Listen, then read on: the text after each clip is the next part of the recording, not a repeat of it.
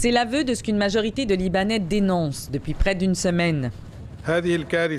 La catastrophe qui a frappé les Libanais au cœur est arrivée à cause de la corruption endémique en politique, dans l'administration et dans l'État.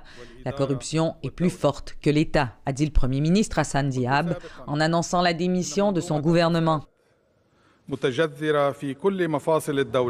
Salué comme une victoire par certains, ça ne suffit pas pour calmer la colère des protestataires.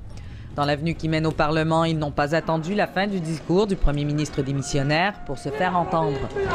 Une fois de plus, le centre-ville de Beyrouth a été la proie d'affrontements explosifs entre manifestants et forces de l'ordre qui sont intervenus de façon plus musclée pour contenir la foule.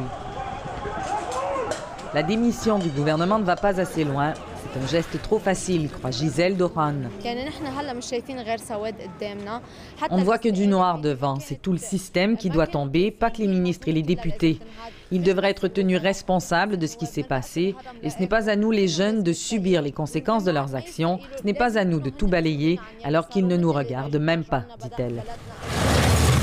Ce n'est peut-être pas à eux de le faire, mais ce sont bien les jeunes Libanais que l'on croisait encore aujourd'hui, occupés à débarrasser les rues et les maisons des débris qui sont autant de blessures que celles subies par les victimes de la double explosion. Carla n'a que 15 ans et réalise qu'elle et sa famille ne peuvent compter que sur la solidarité de ses concitoyens. Les gens nous ont aidés et ça. Mais le gouvernement nous a rien donné, ni à manger, ni rien.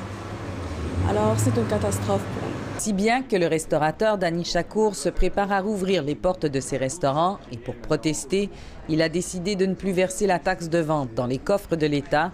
Mieux vaut donner l'argent à ceux qui en font bon usage, dit-il. On va faire nos déclarations comme prévu, mais au lieu de verser la TVA au ministère des Finances, la TVA sera versée à une liste de 7 associations non gouvernementales qui vont, je pense, faire un meilleur usage de cet argent que l'État. Il espère que l'idée fera boule de neige pour que la pression sur les dirigeants vienne d'ailleurs que des slogans et des débris lancés dans les rues par les protestataires. C'est loin d'être la fin de la crise politique pour le Liban. Le pays est plongé dans l'inconnu.